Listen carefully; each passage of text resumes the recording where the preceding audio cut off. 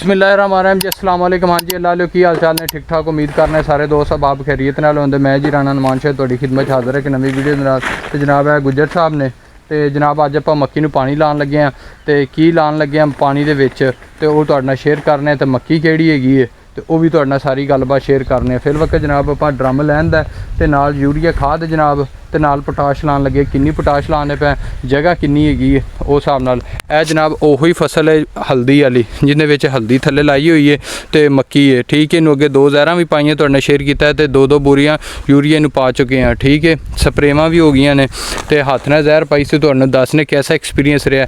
ते ए जनाब हुण आपां लाने पे पोटाश तो ये जनाब जगह पौने 2 एकड़ तो उस हिसाब नाल इनू किले नू 10 किलो लाने पे तो जगह 9 एकड़ उस हिसाब नाल इनू लाने पे जनाब ये वाली 9 किलो पोटाश। ठीक हो गया, ए जनाब 9 किलो पोटाश हथ भरा कराए गुजर साहब। ए जनाब 9 किलो पूरी पोटाश तो है पाई है साहब ने। ठीक है जी, तो ड्रम दे विच फ्लड करके लाने पे है यूरिया खाद पई नाल बब्बर शेर इनू सीधा कराया जी भाई जान, दिखाओ यूरिया खाद नू उरलम है जनाब बब्बर शेर यूरिया इनू जनाब ड्रम दे विच पाता। चलो जी पाओ, है पोटाश पाती उतो वेख ली बंद है नाली।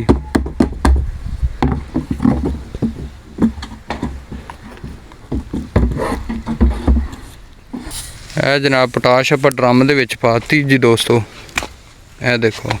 ठीक है, ए उत्तों पाने पे पानी क्या पहले ना पोटाश थोड़ी ना टाइम लेंदी है तो इनू हल करने तो उस तो बाद जनाबे वाली फिर पाने दे विच खाद ये हल हो जाती तो खाद जनाब गंदम की अपनी माशाअल्लाह कटाई हो गई हिंदी भी है तो वाढे लगे ने। फिर उस तो बाद थ्रैशर भी लावांगे। ए वेखो दोस्तों, इनू हल करना चिड़ी जी करने पे हल नाल पाने पे पानी।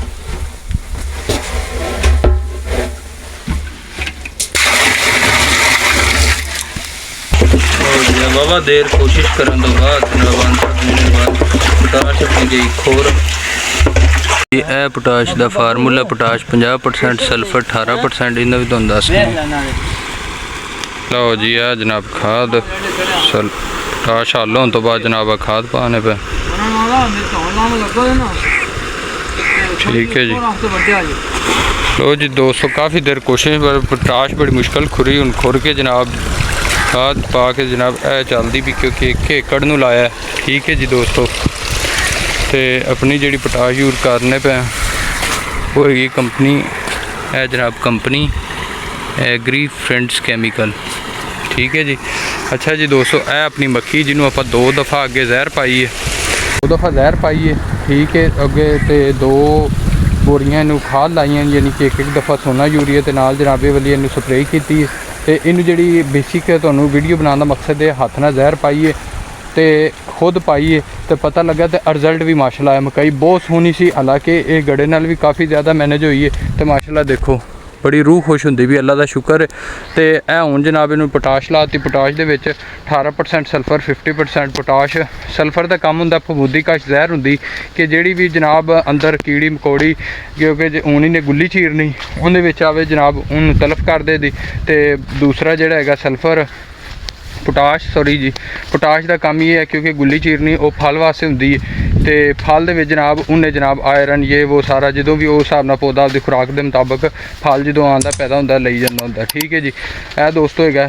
दूसरी गल ये वाली हैगी है कि खुद का जो हथ ना किया होंदा मज़ा अपना लेबर अद्धी करदी अद्धी ज़ाया कर देंदी हुंदी है। ठीक है जी, तो बाकी इस तो बाद है इनू जो जरूरत के मुताबिक देखने तो बाद इन वेखा जो लावनी पई अद्धी बोरी यूरिया और लावनी नहीं तो इनकी खुराक कंप्लीट हो गई। हूँ बाकी पानी इनू दूसरे चौथे दिन इनू दित्ती रखना तो माशाल्लाह बहुत सोहनी खड़ी।